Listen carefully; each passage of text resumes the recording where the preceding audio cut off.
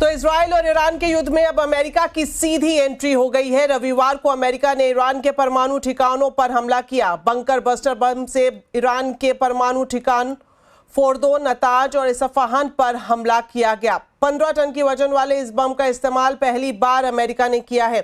इसके बाद अमेरिका ने कहा कि ईरान को सीज फायर के लिए आगे आना चाहिए। अमेरिकी राष्ट्रपति ट्रंप ने कहा कि ईरान में तख्ता पलट जरूरी है। ट्रंप ने सोशल मीडिया पर पोस्ट कर कहा कि अगर मौजूदा शासन ईरान को महान बनाने में असमर्थ है तो इसका तख्ता पलट करके ईरान में नई रिजीम की स्थापना होनी चाहिए। ट्रंप ने ईरान को लेकर मेक ईरान ग्रेट अगेन का पोस्ट भी किया।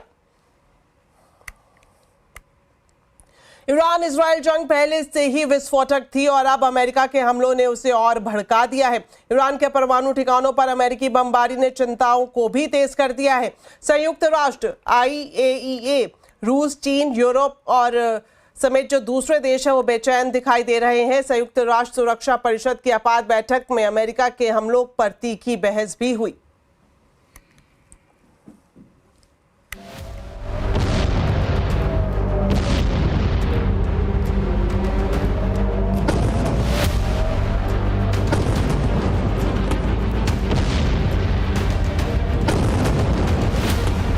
पश्चिम एशिया में बर्बादी का बवंडर।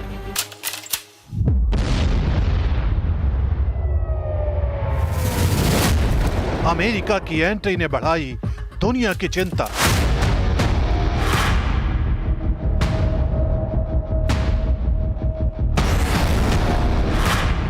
खतरनाक पड़ाव पर ईरान वर्सेस इजराइल की जंग।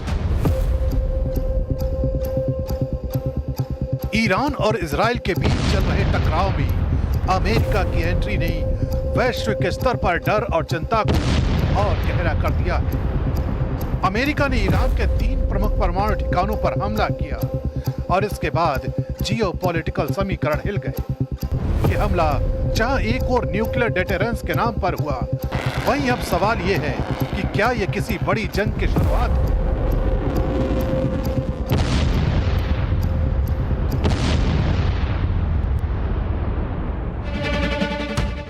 संयुक्त राष्ट्र सुरक्षा परिषद की आपात बैठक में अमेरिका के हमलों पर तीखी बहस हुई। रूस, चीन और पाकिस्तान ने इन हमलों को अंतर्राष्ट्रीय कानून का उल्लंघन बताया। उन्होंने तत्काल युद्ध विराम की मांग करते हुए मसौदा प्रस्ताव रखा। UN महासचिव एंटोनियो गुटेरेस ने चेताया, यह हमला खतरनाक मोड़ है और इसका असर क्षेत्र से आगे तक होगा। उन्होंने ये भी कहा, हम युद्ध की दलदल में जा रहे हैं और अब डिप्लोमेसी ही आखिरी उम्मीद है। लेकिन अमेरिका ने हमले को जायज बताया और चेताया, अगर ईरान ने जवाब दिया तो इसका अंजाम भयानक होगा। IAEA प्रमुख राफेल ग्रोसी ने कहा, अगर बातचीत का रास्ता बंद हुआ तो अकल्पनीय स्तर की तबाही हो सकती है। उन्होंने बताया कि ईरान के फोर्दो, नतांज और इसफहान साइट्स पर भारी बमबारी से संरचनात्मक नुकसान हुआ है। IAEA टीम ईरान में मौजूद है, लेकिन उन्हें साइट पर जाने के लिए युद्ध विराम चाहिए। राफेल ग्रोसी ने यह भी कहा कि यूरेनियम का स्टॉक पाइल पहले ही शिफ्ट किया जा चुका था। अब सवाल है, क्या IAEA को निरीक्षण की इजाजत मिलेगी या फिर यह हमला केवल सैन्य कार्रवाई न होकर परमाणु निगरानी व्यवस्था की चुनौती बन जाएगा। दुनिया भर की सरकारें और एजेंसियां अब इसी बात को लेकर परेशान हैं। क्या तनाव अब पूरी दुनिया को अपनी चपेट में ले लेगा? फ्रांस, जर्मनी और ब्रिटेन ने संयम बरतने की अपील की है। खाड़ी देशों में सैन्य अलर्ट बढ़ा दिया गया है। अमेरिकी ठिकानों की सुरक्षा सख्त हो गई है। तेल की कीमतों में तेज उछाल आया है। राजनयिक हलकों में चर्चा तेज है कि अगर ईरान जवाब देता है तो क्या अमेरिका एक भयानक युद्ध को अंजाम तक पहुंचाएगा। ईरान के सुप्रीम लीडर खामेनेई के ट्वीट से समझिए कि हालात कहां तक पहुंच चुके हैं। ज़ायनिस्ट दुश्मन ने बहुत बड़ी गलती और बहुत बड़ा जुर्म किया है।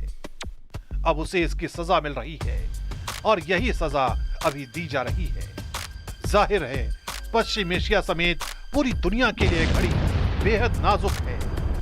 यही वजह है कि दुनिया इस नई संभावित तबाही पर ब्रेक लगाना चाहती है।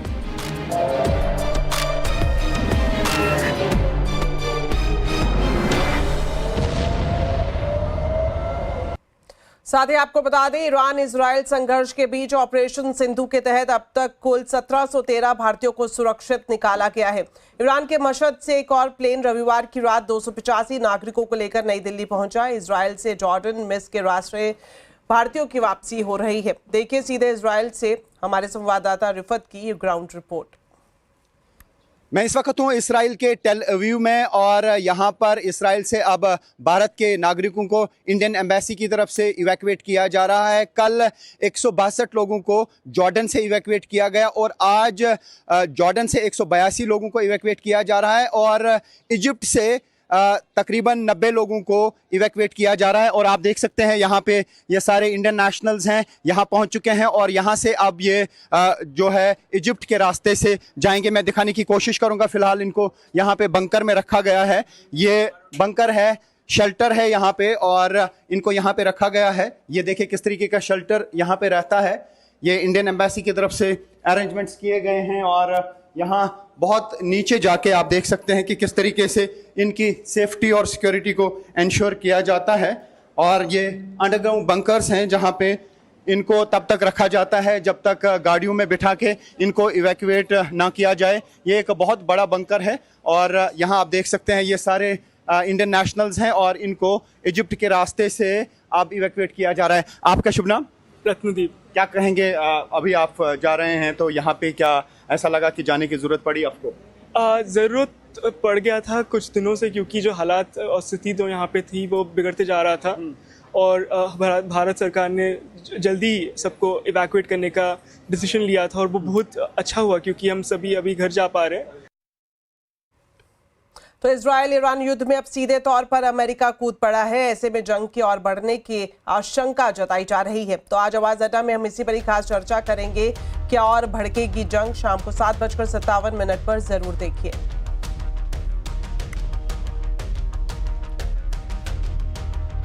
अब बात शेयर बाजार की। पश्चिम एशिया में बढ़ते तनाव के बीच बाजार में दबाव रहा। सेंसेक्स निफ्टी गिरावट के साथ बंद हुए। सेंसेक्स 511 पॉइंट गिरा तो वहीं निफ्टी 141 पॉइंट फिसल कर बंद हुआ। इसके अलावा mid cap small cap shares में निचले स्तर से रिकवरी दिखाई दी। डिटेल्स लेते हैं कंचन नौटियाल से। तो कंचन, बताएं आज बाजार का पूरा आउटलुक कैसा रहा?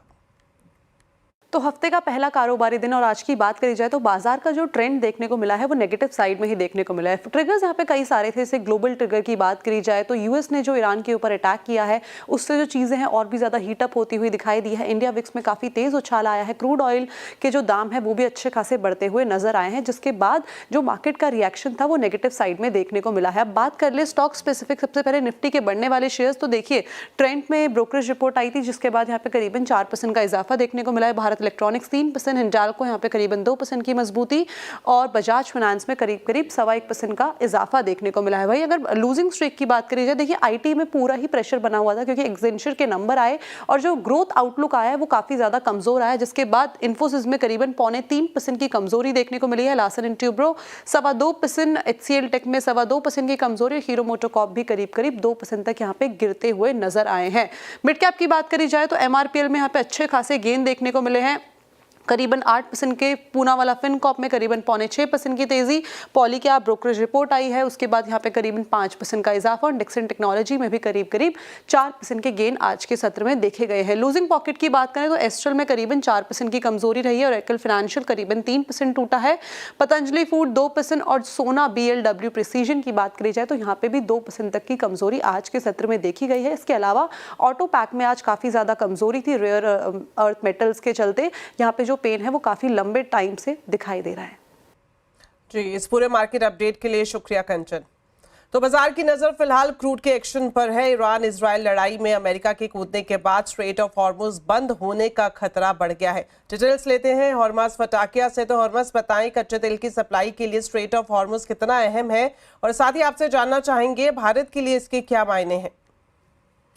जब से ईरान और इजराइल के बीच जंग शुरू हुई है तब से एक नाम जो है वो बार बार लिया जा रहा है, वो है स्ट्रेट ऑफ हॉर्मुज का। और जब कल यूएस ने ईरान के परमाणु ठिकानों पर हमले किए उसके बाद ईरान की संसद ने यह प्रस्ताव पारित किया कि स्ट्रेट ऑफ हॉर्मुज को बंद कर दिया जाए, मगर क्या स्ट्रेट ऑफ हॉर्मुज बंद हो गया है? जवाब है नहीं, फिलहाल नहीं, क्योंकि इसका अंतिम फैसला जो है वो ईरान के सुप्रीम लीडर आयतुल्लाह खामेनेई लेंगे। अब ये स्ट्रेट ऑफ हॉर्मुज आखिर है कहाँ? ये स्ट्रेट ऑफ हॉर्मुज जो है ओमान और ईरान के बीच एक संकरा जलमार्ग है जो कि खाड़ी देशों को हिंद महासागर से जोड़ने का काम करता है। और ये संकरा इसलिए है क्योंकि शिपिंग लाइन जो है सिर्फ 3 किलोमीटर चौड़ी है। अब ये 3 किलोमीटर चौड़ी शिपिंग लाइन की सिग्निफिकेंस क्या है ये हम आपको बताते हैं, क्योंकि ये दुनिया का सबसे अहम तेल का ट्रांजिट पॉइंट है।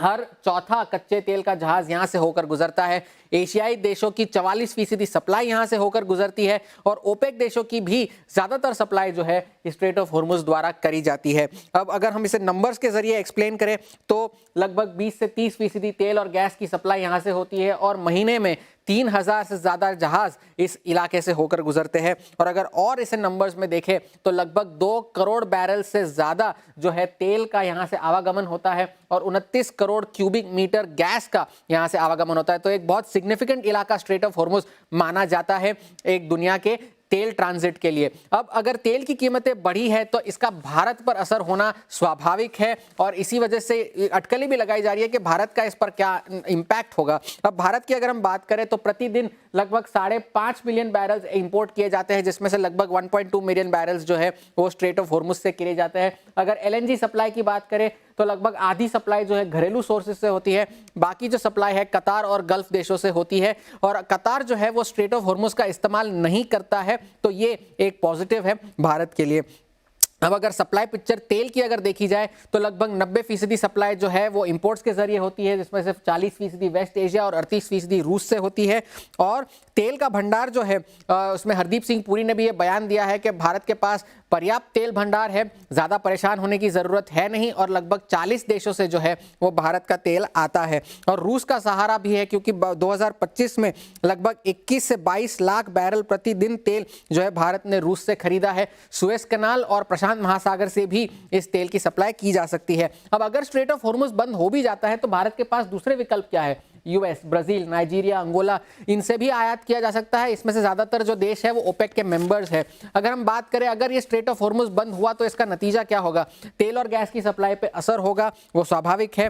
तेल और गैस की कीमतों में उछाल देखने मिलेगा, शिपिंग दरों में जबरदस्त उछाल देखने मिलेगा, महंगाई बढ़ने का खतरा होगा जिसकी चेतावनी फेड ने भी दी है और ग्लोबल इकोनॉमी में मंदी का खतरा हो सकता है। तो ये सारी बातें हैं स्ट्रेट ऑफ हॉर्मुज की। फिलहाल तो अब तक इसे बंद नहीं किया गया है। इतिहास गवाह है कि ईरान ने काफी धमकियां दी है मगर ये बंद नहीं हुआ है। तो सारी नजरें जो है आगे चल के भी स्ट्रेट ऑफ हॉर्मुज पर ही होंगी। शुक्रिया हरमास इस पूरी जानकारी के लिए। तो ईरान के संकट से भारत में क्रूड को लेकर चिंताएं गहरा गई हैं, लेकिन पेट्रोलियम मंत्री हरदीप सिंह पुरी ने कहा है कि सरकार हालात पर नजर बनाए हुए है। साथ ही उन्होंने ये भी कहा कि हाल के बरसों में भारत ने तेल इंपोर्ट के लिए अपनी स्ट्रैटेजी को डाइवर्सिफाई किया है और इसलिए अभी चिंता करने की जरूरत नहीं है। We are also confident that we can increase the supply of crude through other routes should the situation so warrant. We are in touch with all possible actors in this, the supply routes, etc. And I believe that there is no cause for any alarm on this score. Of course, we will be watching the unfolding situation. And the Honorable Prime Minister has already spoken with all the major leaders. He's had a long conversation with the President of Iran also and calling for de-escalation. भारतीय equity पर FIIs bullish नजर आ रहे हैं। मार्च, अप्रैल और मई के बाद जून में भी एफआईज की अच्छी खरीदारी देखने को मिली है। Financial services, chemical, oil and gas जैसे स्पेस में एफआईज का निवेश बढ़ा है, जबकि एफएमसीजी, पावर जैसे सेक्टर में उन्होंने पैसा निकाला है। पूरी डिटेल्स दे रही हैं मिताली जैन। तो एफआईएस का कमबैक होता हुआ नजर आया है। जून के अभी 5 दिनों में, जो 16 जून से 20 जून में हमने देखा करीबन 8700 करोड़ की बाइंग करी है एफआईएस ने। हालांकि जून के जो पहले 15 दिन थे वहां हमने देखा कि एफआईएस ने कंटिन्यूस सेलिंग का एक मोमेंटम दिखाया था। वैसे ही हम मार्च, अप्रैल और मई पे नज़र डालें तो कंटिन्यूस पॉजिटिव एक नेट बाइंग का फिगर सामने आ रहे थे जहाँ एफआईएस ने अपने इंडियन मार्केट्स में पैसा लगाया था। मार्च में आप देखेंगे करीबन 2000 करोड़ की बाइंग, अप्रैल में भी भी 2735 करोड़ की बाइंग हुई थी और मई में देखा तो ये फिगर जो है करीबन 12,000 करोड़ तक पहुंचता हुआ नजर आया था, लेकिन जून के स्टार्टिंग के 15 डेज में करीबन 5,000 करोड़ की इन्होंने नेट सेलिंग करी है और DIIs अभी तक जो है यहाँ पे इंडियन मार्केट्स में अपना भरोसा कायम रखे हैं। FIs का जो लौटने का सिलसिला है, एक्सपर्ट्स का मानना है कि अब इन्हें काफ़ी अच्छे ल्यूक्रेटिव लग रहे हैं इंडियन मार्केट्स और रीजंस जो उन्होंने दर्शाए है वो है अच्छा मॉनसून, साथ ही RBI की पॉलिसीज़ के कारण जो लोन में रेट कट्स आए हैं, मजबूत कंजम्पशन ट्रेंड्स भी देखने को मिल रहे हैं, साथ ही इंफ्रास्ट्रक्चर को पुश दिखता हुआ नज़र आ रहा है और ट्रम्प टैरिफ टेंशन भी अब ज़्यादातर कम होती हुई नज़र आ रही है, जिसके कारण अब FIs वापस इंडिया में लौटते हुए नज़र आ सकते हैं। FIs ने इन 15 दिनों में कहाँ पैसा लगाया है, उन सेक्टर्स में financial services, chemicals, oils and gas शामिल है। साथ ही जो सेक्टर्स जहाँ से उन्होंने अपना पैसा निकाल लिया है उनमें प्रोमिनेंट नाम है FMCG, पावर और कंज्यूमर ड्यूरेबल्स। एक एक करके नज़र डालते हैं कि कितना पैसा FIs ने यहाँ पे लगाया है और कितना पैसा यहाँ से निकालते हुए नजर आया है। तो 15 जून तक FIs की खरीदारी फाइनेंशियल सर्विसेज में करीबन 4685 करोड़ के आसपास रही, केमिकल्स में भी करीबन 1405 करोड़ के आसपास इन्होंने बाइंग करी है। साथ ही oil, gas and fuels, capital goods और रियलिटी यहाँ पे चुनिंदा ऐसे सेक्टर्स है जहाँ FIs ने अपना स्ट्रॉन्ग बाइंग सिग्नल दिखाया है। अब कहाँ हुई है बिकवाली और कितनी हुई है बिकवाली उस पर नजर डालें तो FMCG में करीबन 3626 करोड़ की सेलिंग, पावर सेक्टर में देखा करीबन 3000 करोड़ की सेलिंग नजर आई है, कंज्यूमर ड्यूरेबल से भी उन्होंने पैसा निकाला है। साथ ही IT और कंज्यूमर सर्विसेज भी कुछ सेक्टर्स है जहां से FIs ने अपनी जो सेलिंग मोमेंटम था वो बरकरार रखा है। तो ये थी FIs की 1st to 15th जून की बाइंग और सेलिंग स्प्री की एक छोटी सी रिपोर्ट। चलिए वक्त एक छोटे से ब्रेक का है, जल्द वापस लौटते हैं। आप देखते रहिए आवाज समाचार।